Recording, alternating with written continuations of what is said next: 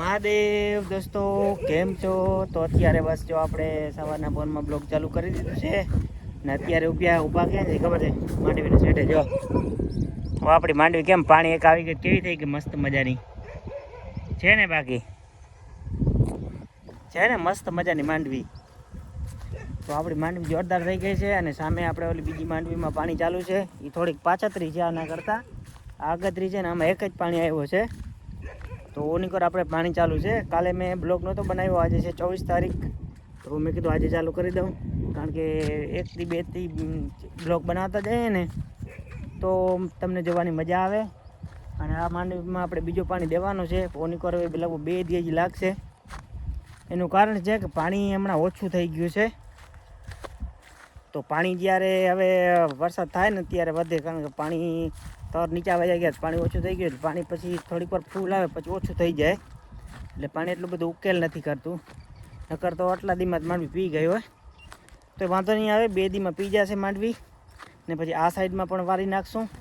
અને હમણાં તો સાતમે પણ નજીક આવી રહી છે. જો એક વરસાદ થઈ જાય તો આપણે સાતમ ઉપર થોડોક આરામ જડત. 2 દી આડા આવડા ક્યાં રખડવા જાત.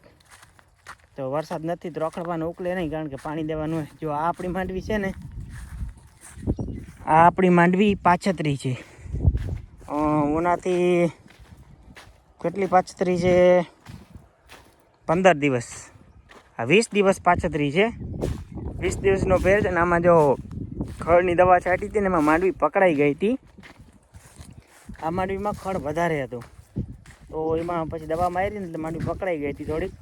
અને હવે એમાં પાણી જ્યારે આવે છે ને, પલ્લી સાઈડમાં થોડોકમાં પાણી આવ્યો છે ને, તો એમ થાય છે કે હવે વધે છે. આમાં આ સાઈડમાં પાણી નથી આવ્યું. 2-3 દિવસમાં આ સાઈડમાં આવી જશે. એટલે એક પાણી આવી જાય ને પછી આપણે જોશું કેવી લાગે છે.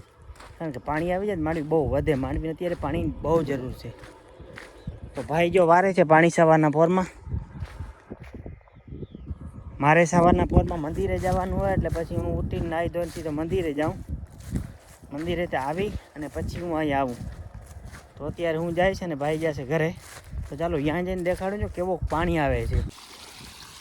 જો મેં તમને હમણાં કીધું હતું ને, ત્યાં જઈને પાણી દેખાડું. જો પાણી કેટલું ઓછું આવે છે, કારણ કે પાણી છે ને ઓછું પડી ગયું એટલે બહુ આવતું નથી જોઈએ એવું. એટલે પાણી છે ને ઓછું આવે છે ને એના કારણે પાણી ઉકેલ નથી કરતું બહુ. હવે રહ્યો નથી. જો આ બાજુ એટલો ખૂણો રહ્યો છે, ખાલી 2 કટકા જ છે. બેન એક આ હોલવાળો વાં ચડશે એટલે 3 કટકા. બાકી જો સામે ઓલી લાઈન પાડી છે ને, ત્યાં ખૂણો એક બાકી રહી ગયો છે વચમાં. કારણ કે આમ લાઈન ત્રાસી નાખી છે ને, એટલે આમ લાઈન સીધી કરીને પછી ખૂણો પીરાવીશ. ને પછી ઉપરનું ભાગ છે. અરે આપણે જો અહીંયા પાણી ચાલુ થઈ ગયું છે. આ થોડોક કટકો બાકી છે. જો આ સૂકું સૂકું દેખાય ને, જો આ છે ને, આ ઓલી બાજુ છે, પલ્લી બાજુ નથી છે ને. બસ તો આટલો કટકો આપણે પીરાવી નાખીએ. અને ઓલી બાજુ તો આપણે ખૂણામાં જે હતા ને સવારે ત્યાં તો પી ગયું. હવે આટલું બસ પીવાનું બાકી છે. પછી આપણે પલ્લો શેડો છે ને ત્યાં જવા દેવાનો છે. મહાદેવ દોસ્તો, કેમ છો દોસ્તો? તો આજે છે બીજો દિવસ, એટલે કે 25 તારીખ. અને કાલે આપણે વિડીયો આખો પૂરો નહોતો કર્યો. એનું કારણ છે કાલે લાઇટ પણ નહોતી અને આઈફોનમાં બેટરી પણ નહોતી. અને આપણે ઓલી બાજુ થોડુંક પીરાવાનું રહી ગયું છે. અને જો આ છે આપણી માંડવી છે ને, મસ્ત મજાની. આમાં બધીમાં પાણી આવી ગયો છે એટલે જોરદાર દેખાય છે.